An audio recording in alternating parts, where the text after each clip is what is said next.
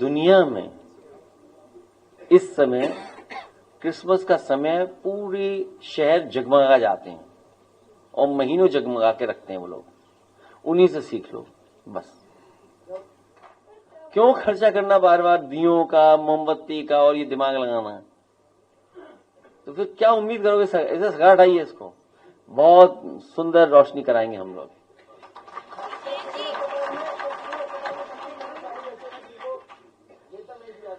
Civil अस्पताल की जानकारी लेनी है तो इनसे ले लो, ये एडमिट रहे।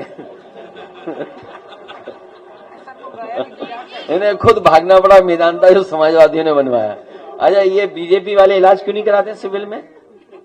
भाई क्यों कराना चाहिए उनको सिविल में, अस्पताल में? मेदांता क्यों भागते हैं प्राइवेट में, और वो भी समाजवादियों के बनवाए हुए में? समाजवादी सरकार में ही तो बनाया था उन्होंने, सुविधा समाजवादी सरकार में ही तो मिली थी। और बीजेपी वाले बीमार होते तो वहीं जाते हैं इलाज कराने। दिवाली का समय है और त्योहार को लेकर के एक खास कम्युनिटी का बहिष्कार किया जाता है। कई जगह पर लोग जो है ये कर रहे हैं कि मुसलमानों को सामान मत दीजिए। इससे पहले रक्षाबंधन में भी यही हुआ था कि मेहंदी जो लड़कियां लगा रही थी, अगर उन्होंने बुर्का ओढ़ा हुआ है तो उनसे मेहंदी मत लगवाइए। ये एक नई रवायत चल रही है। ये सांप्रदायिक लोग हैं, निगेटिव नकारात्मक लोग हैं, इसीलिए वो एनडीए है। निगेटिव लोग हैं, निगेटिव लोग हैं। और निगेटिव लोगों के अगर असली डायलॉग फिल्म में होते तो फिल्म चलती। जो सोचिए अपनी फिल्म में अपने असली डायलॉग नहीं डाल सकते हैं, उनसे क्या उम्मीद करोगे आप? वो राजनीति नफरत पे कर रहे हैं, बांट करके राजनीति कर रहे हैं। मैंने आज अखबारों में पढ़ा कि वो कह रहे हैं divide and rule Samajwadi party और कांग्रेस कर रही है।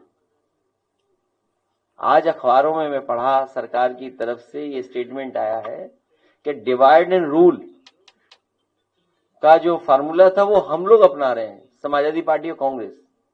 क्या ये सच है? सच तो ये है कि भारतीय जनता पार्टी के लोग वही डिवाइड एंड रूल चला रहे हैं, क्योंकि पीडीए से उन घबराए हुए हैं। ये बड़ा देश का दुर्भाग्य है और खासतौर से उत्तर प्रदेश का दुर्भाग्य है, जो रामकृष्ण की धरती है। और जब दीपावली आता है, सब जानता है कि दीपावली हम हिंदू इसलिए मनाते हैं कि भगवान राम का आगमन हुआ, इसलिए खुशी मनाते हैं। जो दीपावली पे विपक्ष के नेता अखिलेश यादव जी ये कह रहे हैं कि जी क्रिसमस से सीख लिया जाए और दिया और उसको न खरीदा जाए, कितना दुर्भाग्य। दिया और जब वो खरीदते तो हम कुम्हारों से लेकर के जितने जो कार्य करने वाले लोग हैं उनको हम आर्थिक रूप से समृद्ध करते हैं, और ये सबको जोड़ने का भी एक त्योहार है, ये उत्साह मनाने का त्योहार है। लेकिन उसके खिलाफ ही बोल रहे हैं और सीख दे रहे हैं कि आप उनसे सीखिए। देखिए, कई बार ये कहते हैं जब चुनाव हारते हैं कि जी ईवीएम में गड़बड़ी है।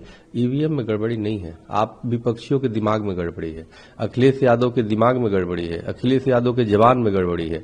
आप बताओ, इस तरह की जो बयान हिंदुओं को देगा, जो धार्मिक स्वाभिमान को ठेस पहुंचाने वाला बयान देगा, कौन हिंदू इनको वोट देगा? कौन नहीं देगा? लाख बुराई हो योगी आदित्यनाथ में, लाख मैं भी मानता हूं कितने मुसलमानों के साथ हिंदुओं की घरों पे बुलडोजर चला है, लेकिन फिर भी लास्ट में इस तरह से बदजुबानी अगर विपक्ष के नेता करेगा, तो जब अभी विपक्ष में है तो ये करेगा, पक्ष में आ जाएगा तो कितना ये हिंदुओं पे अत्याचार शुरू कर देगा। तो लाख बुराई होने के बाद भी योगी जी को या दूसरे को देना मजबूरी हो जाता है। कम से कम वो दीपावली पे दीप तो जला रहा है, कब तो दीपावली तो मना रहा है, हिंदुओं के साथ तो खड़ा है। एक गाना है कि पल भर के लिए कोई मुझे प्यार कर ले झूठा ही सही।